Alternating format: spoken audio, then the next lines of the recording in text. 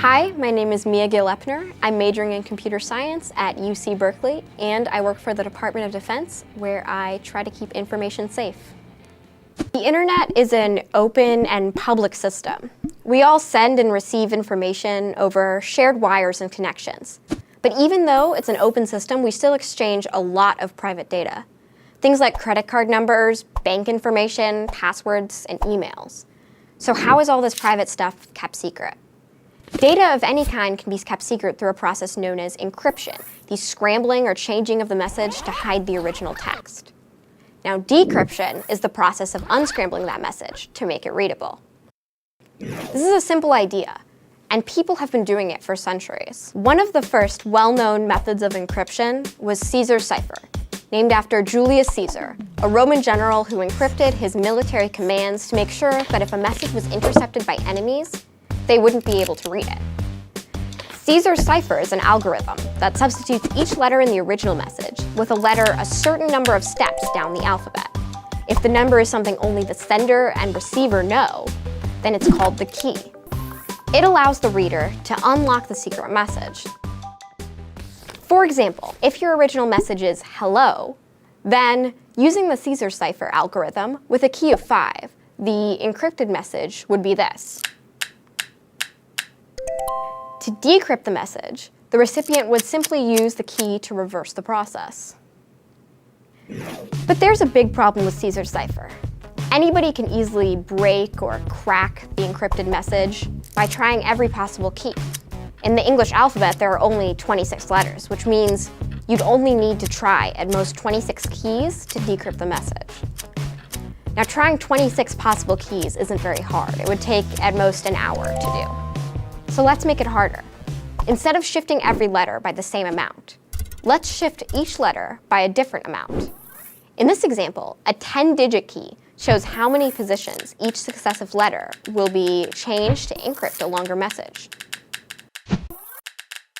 Guessing this key would be really hard. Using 10-digit encryption, there could be 10 billion possible key solutions. Obviously, that's more than any human could ever solve. It would take many centuries. But an average computer today would take just a few seconds to try all 10 billion possibilities.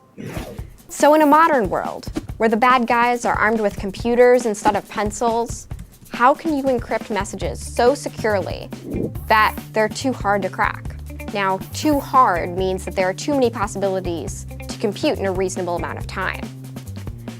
Today's secure communications are encrypted using 256-bit keys. That means a bad guy's computer that intercepts your message would need to try this many possible options until they discover the key and crack the message. Even if you had 100,000 supercomputers and each of them was able to try 1,000,000 billion keys every second, it would take trillions of trillions of trillions of years to try every option, just to crack a single message protected with 256-bit encryption. Of course, computer chips get twice as fast and half the size every year or so. If that pace of exponential progress continues, today's impossible problems will be solvable just a few hundred years in the future, and 256 bits won't be enough to be safe. In fact, we've already had to increase the standard key length to keep up with the speed of computers. The good news is, using a longer key doesn't make encrypting messages much harder, but it exponentially increases the number of guesses that it would take to crack a cipher. When the sender and the receiver share the same key to scramble and unscramble a message, it's called symmetric encryption. With symmetric encryption, like Caesar's cipher, the secret key has to be agreed on ahead of time by 2 people in private. So that's great for people, but the internet is open and public, so it's impossible for 2 computers to meet in private to agree on a secret key.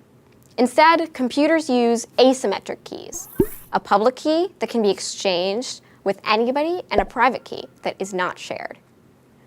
The public key is used to encrypt data, and anybody can use it to create a secret message. But the secret can only be decrypted by a computer with access to the private key. How this works is with some math that we won't get into right now. Think of it this way. Imagine that you have a personal mailbox where anybody can deposit mail, but they need a key to do it. Now, you could make many copies of the deposit key and send one to your friend, or even just make it publicly available. Your friend, or even a stranger, can use the public key to access your deposit slot and drop a message in. But only you can open the mailbox with your private key to access all of the secret messages you've received. And you can send a secure message back to your friend by using the public deposit key to their mailbox. This way, people can exchange secure messages without ever needing to agree on a private key. Public key cryptography is the foundation of all secure messaging on the open internet, including the security protocols known as SSL and TLS, which protect us when we're browsing the web. Your computer uses this today anytime you see the little lock or the letters HTTPS in your browser's address bar. This means your computer is using public key encryption to exchange data securely with the website you're on. As more and more people get on the internet, more and more private data will be transmitted, and the need to secure that data will be even more important. And as computers become faster and faster, we'll have to develop new ways to make encryption too hard for computers to break. This is what I do with my work, and it's always changing.